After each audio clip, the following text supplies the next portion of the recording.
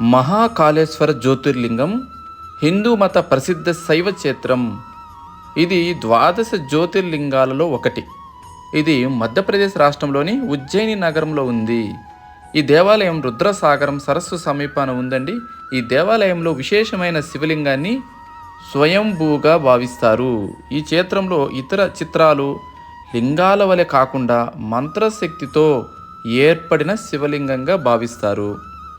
ఈ ఆలయంలో ఎన్నో వేల సంవత్సరాల నుంచి ఉజ్జయినిలో ఉన్నటువంటి అంతరాలయంలో 2 జ్యోతులు వెలుగుతుంటాయి. ఆ 2 జ్యోతులను అఖండ దీపాలని పిలుస్తారు. ఉజ్జయిని దేవాలయంలో ఒక చిత్రమైన మందిరం ఉంది. దానిని భస్మ మందిరం అని పిలుస్తారు. అక్కడ ఆవు పేడతో విభూతిని తయారు చేస్తారు. భస్మ మందిరంలోకి ఆవుల్ని తీసుకువచ్చి వాటి పేడను ఎంతవరకు కాలిస్తే అది చక్కటి విభూతిని మారుతుందో అటువంటి విభూతిగా మార్చి ఆ విభూతితో స్వామివారికి అభిషేకం చేస్తారు. ఉజ్జయినిలో చేసేటటువంటి విభూత్యాభిషేకం 2 రకాలుగా ఉంటుంది.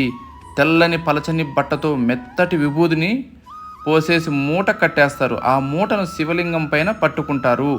మరో మూటతో దానిని కొడతారు. అలా కొట్టినప్పుడు ఒక్క శివలింగం ఉన్న చోటే కాదు, మొత్తం అంతరాలయంలో అంతా భస్మంతో నిండిపోతుంది.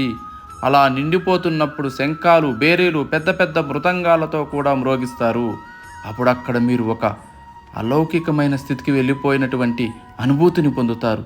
2వ రకం అభిషేకంలో పురుషుల్ని సాంప్రదాయక దుస్తులతో తెల్లవారుజామున దేవాలయంలోకి పంపిస్తారు. అప్పుడు శ్మశానంలో కాలిన శవం తాలూకు భస్మాన్ని అర్చకులు పట్టుకు వచ్చి ఇస్తారు.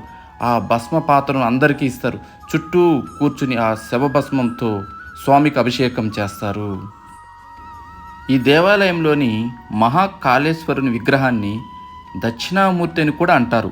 అనగా ఈ విగ్రహం ముఖం దక్షిణం వైపు ఉంటుంది. ఈ ఏకైక లక్షణం ఈ దేవాలయం తాంత్రిక శివనేత్రం యొక్క సాంప్రదాయాన్ని సమర్థించే విధంగా ఉంది. ఇది 12 జ్యోతిర్లింగాలలో కంటే ప్రత్యేకంగా ఉంటుంది. ఈ దేవాలయంలోని గర్భగుడిలో ఓంకారేశ్వర మహాదేవ విగ్రహం మహాకాళ విగ్రహం పైన ఉంటుంది. గణపతి, పార్వతి, కార్తికేయుల చిత్రాలు పశ్చిమ, ఉత్తర, తూర్పు గోడలపై అమర్చబడి ఉంటాయి.